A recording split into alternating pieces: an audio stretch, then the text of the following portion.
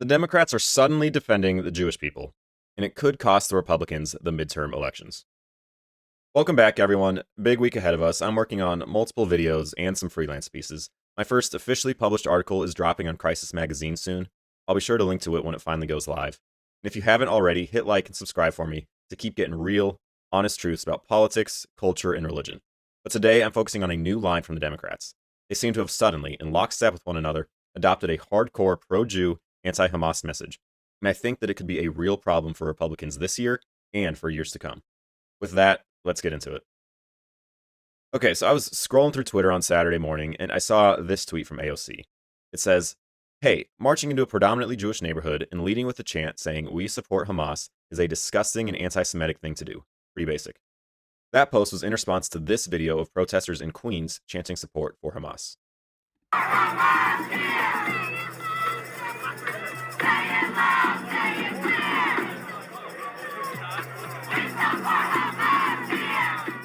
Now, when I saw that tweet from AOC, I honestly did not believe it. I thought that this was from a parody account or something. But no, when I clicked on the profile, I realized it was the real AOC. The real AOC denouncing pro-Hamas protesters. Then, as I continued through Twitter, I noticed that other prominent New York Democrats were saying the same exact thing. Here is Chuck Schumer denouncing support for Hamas, calling it an anti-Semitic organization, saying that this sort of protest has no place in the United States. 2 days later, he followed it up with a tweet condemning an arson attack against a synagogue in Jackson, Mississippi. New York's most prominent socialist, Zohran Mamdani, also tweeted about that arson attack in Jackson, and on Friday night, he also condemned the pro-Hamas chants in New York City. And it's not just them. There are also tweets from Governor Kathy Hochul, Senator Kirsten Gillibrand, and a bunch of other local or state-level Democrats condemning those chants. These are the same people who poo-pooed the protests on college campuses that targeted Jewish students, that often marched with people who were chanting from the river to the sea and globalized the Intifada. Why would they be okay with chants that call for the literal genocide of everyone in Israel, chants that call for the violent uprising of Muslims against the non-Islamic world, protests that target Jewish students under the guise of free speech, but now they suddenly decide to condemn protests that are in favor of Hamas? They would tell you that this protest was different. Now, they would say that this one actually openly supported Hamas, while the others were in support of the Palestinian people. That's an obvious lie. From the river to the sea is a slogan that calls for a violent uprising against Israel, which is exactly what Hamas's goal is. There is no difference between that chant and one that clearly names Hamas. None. So why the sudden switch? I think it's fairly clear. It's an election strategy. The Democrats are typically fairly smart politically, and we've seen them start to transition their messaging over the past year to become far more moderate. They no longer talk about the trans issue nonstop. They aren't out there nearly as often talking about Trump being literally Hitler. Pelosi even said that it may not be smart to try to impeach Trump. Everything coming out of the Democrat camp lately says that they are changing their messaging as we head toward the 2026 midterms. And this is no different. The Democrats right now look around and they can see the Republican Party in flux over Israel. People who used to be widely accepted figures on the right are now anti-Israel, and often their anti-Israel tone ends up becoming extremely anti-Jewish. Tucker Carlson, who everyone knows, is obsessed with Israel. Literally every podcast he releases now focuses on Israel. All the while, he claims that Ben Shapiro is somehow obsessed with Israel, when Ben has not mentioned Israel once on his show in what seems like forever. Tucker has on Daryl Cooper, who Tucker called the most popular historian in the United States, and the only honest historian.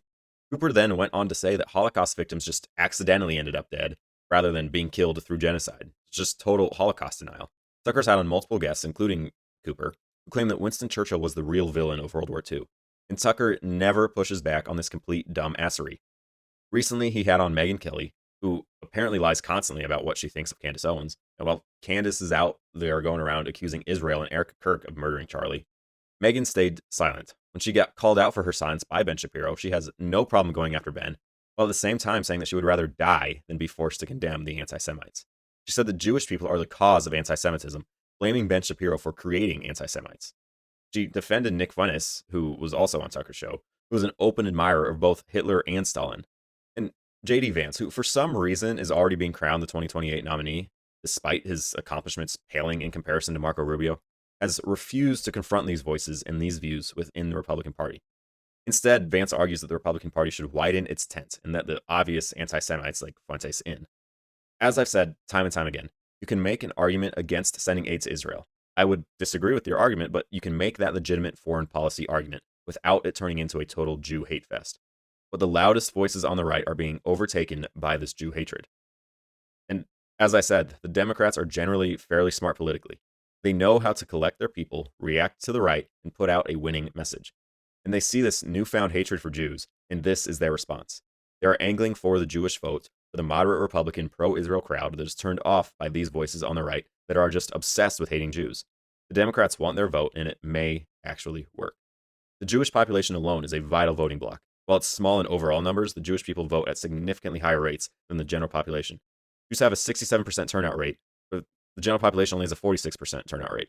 In Pennsylvania alone, there are 300,000 Jewish voters in a state that Trump won by less than 1%. Same thing in Michigan, which has 120,000 Jewish voters. And the Democrats know that one of the reasons that contributed to Kamala's loss was that the Democrat Party was viewed as anti-Jewish. After ignoring the anti-Jewish protesters on college campuses, framing hatred of Jews as simple free speech, after joining in on From the River to the Sea and globalized the Intifada chants, they lost a chunk of the Jewish vote in 2024. Now, Republicans are giving them an opportunity to win back those voters. Their strategy is quite simple, honestly. The first step, which is already underway, is to neutralize the Democrat Party's own vulnerabilities by condemning these explicitly pro-Hamas protests. Especially now, as the war is over, these protests are no longer in the news as much.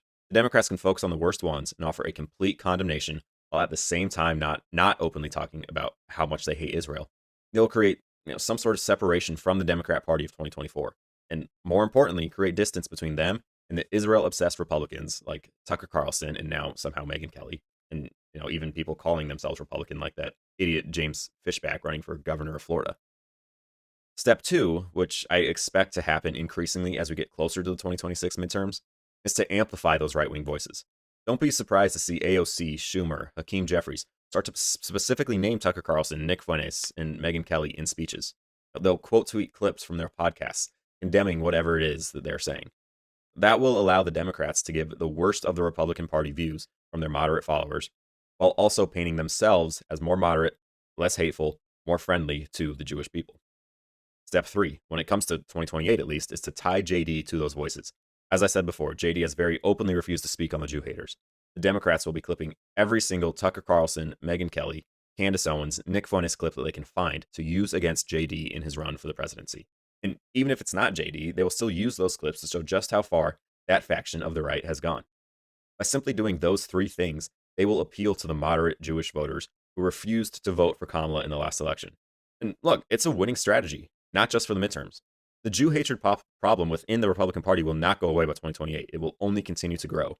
As people like Nick Fuentes become increasingly accepted, as others realize that becoming Tucker or Megyn or Candace is the fastest way to get views, it will only become a growing problem on the right.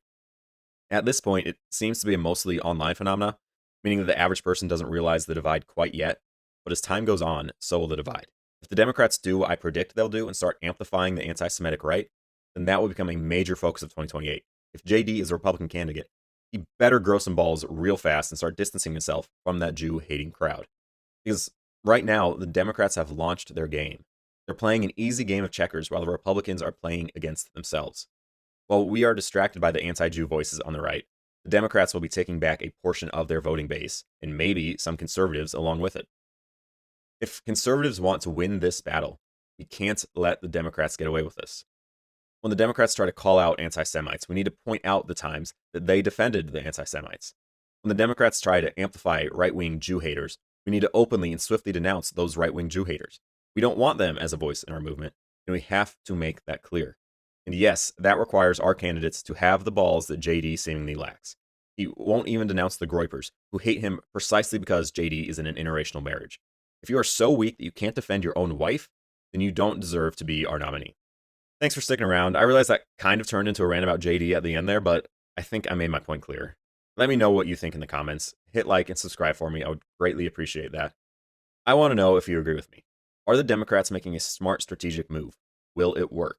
And also, let me know what you thought about the first weekend of the NFL playoffs. First round isn't even over yet, and we already have a record number of fourth quarter lead changes in the playoffs.